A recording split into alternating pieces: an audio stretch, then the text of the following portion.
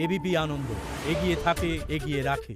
2022 तक हर गरीब को पक्की छत देने के लिए प्रधानमंत्री आवास योजना की गति भी तेज की गई है।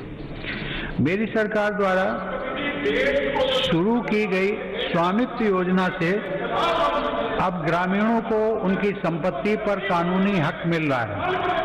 स्वामित्व के इस अधिकार से अब गांव में भी संपत्तियों पर बैंक लोन लेना, हाउस लोन लेना आसान बनेगा और ग्रामीण क्षेत्रों में आर्थिक गतिविधियां तेज होंगी।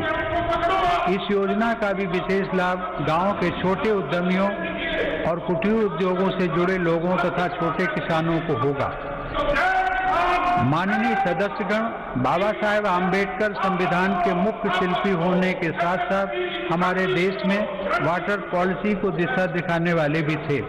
8 नवंबर 1945 को कटक में एक कॉन्फ्रेंस के दौरान उन्होंने कहा था, water is wealth, water being the wealth of the people and its distribution being uncertain, the correct approach is not to complain against nature but to conserve water. बाबा साहब की प्रेरणा को साथ लेकर मेरी सरकार जल जीवन मिशन की महत्वाकांक्षी योजना पर काम कर रही है।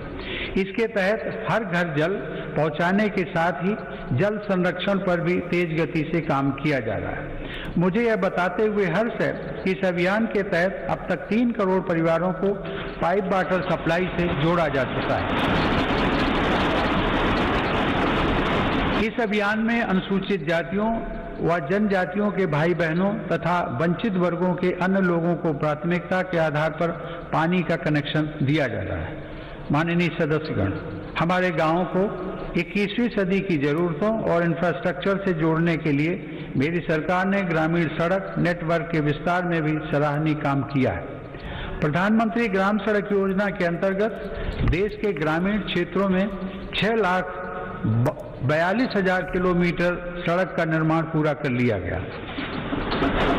इस योजना के तीसरे चरण में ग्रामीण क्षेत्रों में बसावटों के साथ साथ स्कूलों, बाजारों और अस्पतालों आदि से जोड़ने वाले 1,25,000 किलोमीटर रास्तों को भी अपग्रेड किया जाएगा। गांव में सड़कों के साथ ही इंटरनेट की कनेक्टिविटी भी उतनी ही अहम है। हर गांव तक बिजली पहुंचाने के बाद मेरी सरकार देश के 6 लाख से अधिक गांवों को ऑप्टिकल फाइबर से जोड़ने के लिए अभियान चला रही है।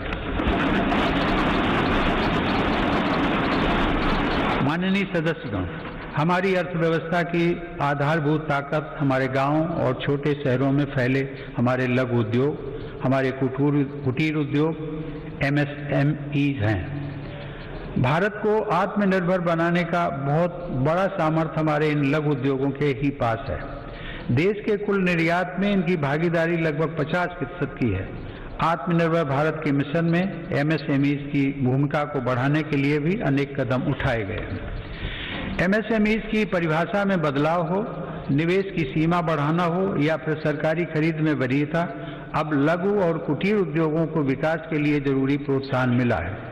3 लाख करोड़ रुपए की इमरजेंसी क्रेडिट गारंटी योजना, मुश्किल में फंसे MSMEs के लिए 20,000 करोड़ की विशेष योजना और फंड ऑफ फंड्स जैसे प्रयासों ने लाखों लघु उद्यमियों को लाभ पहुंचाया है।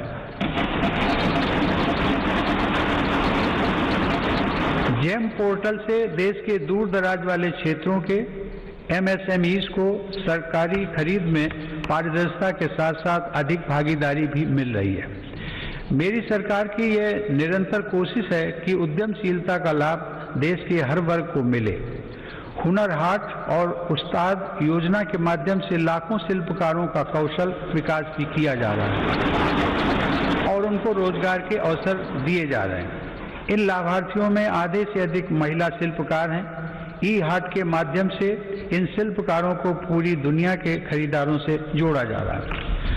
आत्मनिर्भर भारत में महिला उद्यमियों की विशेष भूमिका है। मेरी सरकार ने महिलाओं को स्वरोजगार के नए अवसर देने के लिए कई कदम उठाए हैं।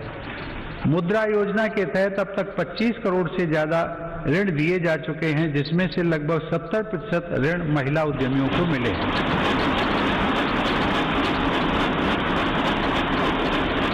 दीनदयाल अंत्योदय योजना राष्ट्रीय ग्रामीण आजीविका मिशन के अंतर्गत देश में आज 7 करोड़ से अधिक महिला उद्यमी करीब 66 लाख स्वयं सहायता समूहों से जुड़ी हुई हैं। बैंकों के माध्यम से इन महिला समूहों को पिछले 6 वर्षों में 3,40,000 करोड़ रुपए का ऋण दिया गया।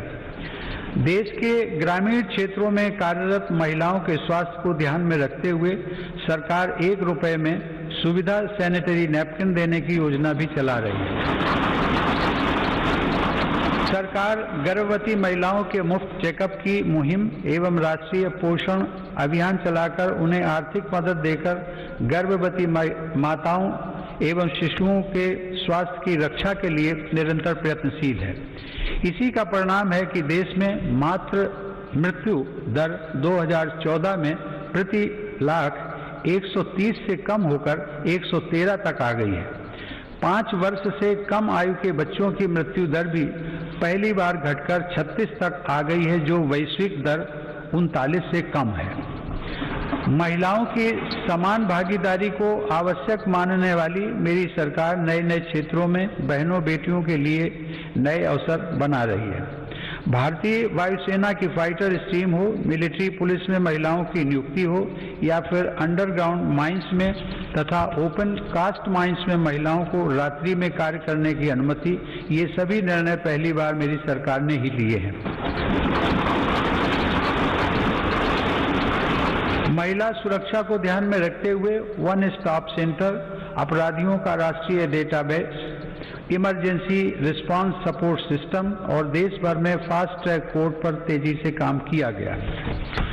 জ্ঞান মনস্তং ব্রহ্ম, সত্য অন্তহীন, সত্যের খোঁজও তাই, সত্য সন্ধানে তাই আমরা অক্লান্ত অকুতভয়। এবিপি আনন্দ নতুন ভাবনার প্রতীক, যা মনে মুক্ত, তথ্যে যুক্ত এবং যাবতীয় সীমানার বাঁধন থেকে মুক্ত। সীমা না শব্দটির মধ্যে লুকিয়ে আছে মানা শব্দটি, যেন চোখ রাঙানি এক অদৃশ্য বেড়াজাল, যা আটকে রাখে আমাদের এক ছোট্ট গণ্ডির মধ্যে। একমাত্র সঠিক খবরই গড়ে তুলবে এক মুক্ত সমাজ। সেই জগৎ গড়ার লক্ষ্যে কোনো সীমানার ঠুকুটি আমরা মানব না। এবিপি আনন্দ এগিয়ে থাকে, এগিয়ে রাখে।